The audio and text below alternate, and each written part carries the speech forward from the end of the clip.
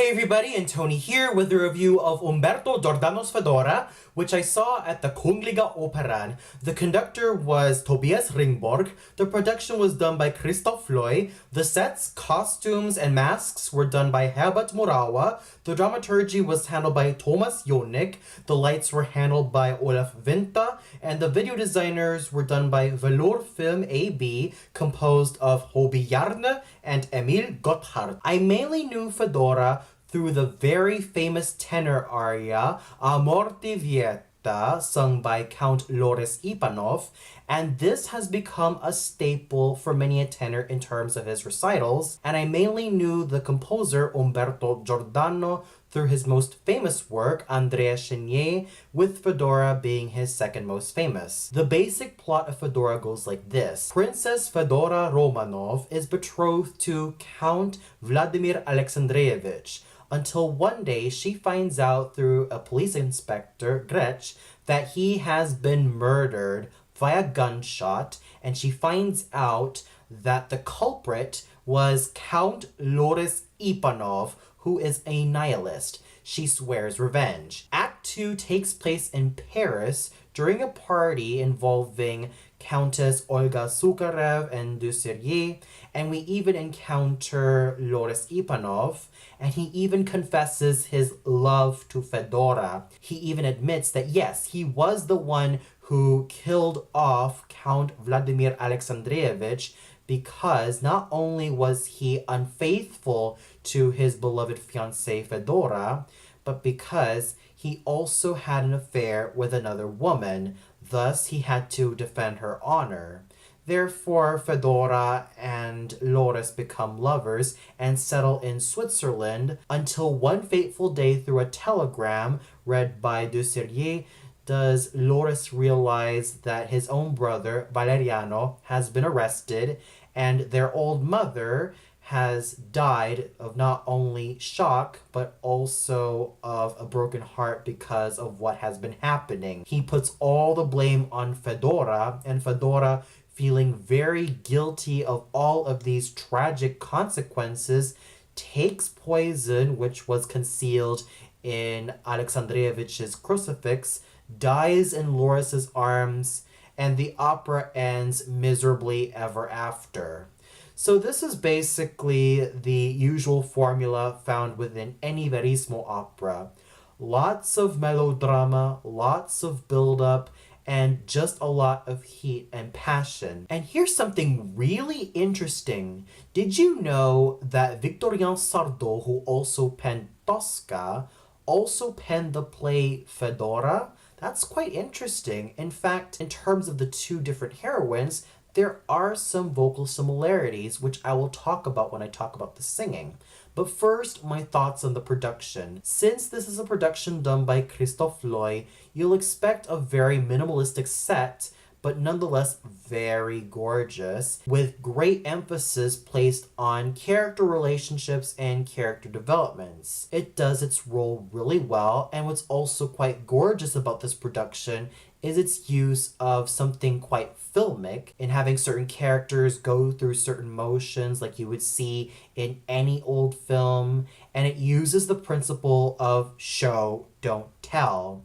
In fact, there are also some moments in the scene changes in which the grand wall is usually changing into like a grand hall for the second act, and the holiday home for Loris and Fedora for the third and final act, and Fedora doesn't end up dying on Loris's arms, but rather she ends up transcending into another world with the idyllic home of Loris and Fedora, stating that she's going to go into her own paradise, but she will always think of Loris, and Loris will always have Fedora in his heart.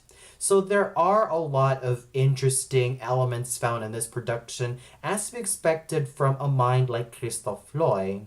And it was quite gorgeous all throughout, with some lush scenery and equally lush costumes, even though the scenery does tend to be a little bit monotonous due to the fact that they use the same wallpaper through all of the acts. But it's a small price to pay in what is otherwise a very gorgeous production. Not the most elaborate nor the most overly elegant, but something that's rather simple yet maintains its sense of elegance all throughout. Now we get to the singers, starting off with Asmik Grigorian as our title heroine. Fedora, much like her cousin Tosca, requires a true dramatic soprano, but there has been no doubt that a lot of full lyric sopranos, spinto sopranos, and even dramatic mezzos have found themselves singing this particular heroine. And when you talk about mezzos singing Fedora, we have the likes of Elena Nicolai and Agnes Balza. Famous Fedoras even include the likes of Katia Ricciarelli, Eva Marton, Magda Olivero, and even Marcella Pobet, just to name a few.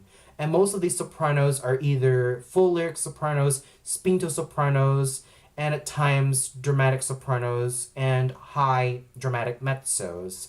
With Asmik Grigorian, my goodness, was she a vocal wonder. I saw this wonderful soprano 11 months ago as Tatiana at the Komische Oper Berlin's production of Eugene Onegin, and I thought she was fabulous in that role as well. But here, she let everything out, and this was her best evening. She not only looked elegant on stage, but she sounded wonderful. She was able to use that creamy yet silvery yet slightly steely spinto soprano voice of hers and use it to the best of her abilities, launching out some high notes, especially a D flat in the climax, and she was just a vocal wonder all throughout.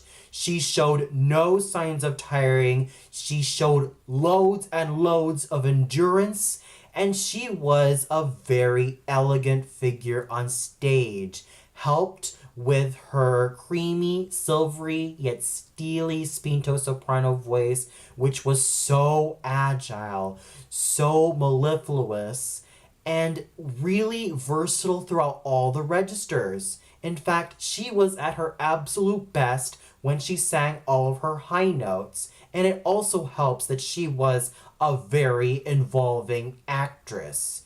She knew how to play Fedora's glamour and regal nature. Yet there are times I kind of wondered, what was with all the wig changes? Madame Grigorian is a gorgeous black-haired beauty. Why make her have all these different wigs? But despite those different wigs she had to wear, she looked gorgeous all throughout and sounded equally powerful all throughout. She wasn't really a Wagnerian soprano, no way. She was one of the examples of a true spinto who manages to sing lyrically yet have all of these wonderful high notes at her disposal, and she was just very elegant on stage. Loris was sung by the absolutely fabulous Italian spinto tenor Andrea Caré, and Loris Ipanov really does require a true dramatic or spinto tenor. In fact, the first Loris Ipanov was the great Enrico Caruso, much like how Fedora was first performed by the first Santuzza, Gemma Bellincioni. Now, in terms of Loris Ipanov, there has been no shortage of spinto tenors and dramatic tenors who have attempted this role, including the likes of Placido Domingo and Jose Carreras, just to name a few. And they have found their mark in this particular role, and he has a lot more to sing than just his signature aria, Amor ti vieta. And my word, was Andrea Caré an absolute phenomenal figure on stage. His rendition of Amor ti vieta almost made me well up with tears, and his voice was wonderfully round, yet equally powerful. My word, was he a total heartthrob on stage. He was really handsome. He was a total heartthrob, and he really knew how to play this ruggedly handsome nature wonderfully, and he just has loads of charisma. He had a muscular sounding dramatic tenor voice which he used to the best of his abilities, which should be no surprise as he has done roles of this ilk mostly the likes of Cavaradossi, Torrido, and lots of other great spinto tenor roles, mostly from the Italian tenor repertoire. And what more can you expect from someone like Andrea Caré? He really gave it his all. He was dashing. He was a total heartthrob, but more than anything, his vocal resources were at their absolute prime. Désiré was sung by Ola Eliasson, and when it comes to Désiré, much like Sharpless from Madama Butterfly, he does call for an Italianate dramatic or lyric baritone to pull off a role like this, and many an Italianate baritone have found their mark with this particular role, and Ola Eliasson was really solid. I really love the color of his voice, and I really love how he was able to hit all of his notes with aplomb and security. However, I'm sort of missing that Italian flavor. But regardless, he still manages to be a very fine musician, and he was very dashing on stage with his tall and handsome features, yet also his great amounts of comic timing and even his athletic prowess. I mean, this gentleman can not only sing wonderfully, but he was able to be very mobile on stage. He was quite athletic, especially when he was running around or even with his bike, and in general, he was a very athletic figure, helped with his superb sounding voice, even though it does lack a little bit of that Italianita. But still, you have to give Mr. Eliasson loads of credit in terms of him being a very fine musician and a very athletic figure on stage. Sophie Asplund was an absolutely gorgeous and fun Olga Sukarev, as opposed to Fedora's more spinto/dramatic soprano voice. Olga Sukarev really does call for a soubrettish type of soprano, or even a high-singing lyric coloratura soprano to contrast with that of Fedora's meteor tones.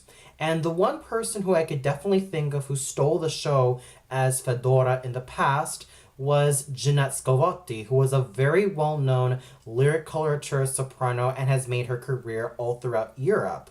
With Sophie Asplund, I really love the timbre of her voice. It is one of those high-singing lyric coloratura soprano voices, and for someone who's still quite young, I could definitely tell that she has a great future. I also love her stage presence, bouncing around the stage and tossing off some high notes to the best of her abilities.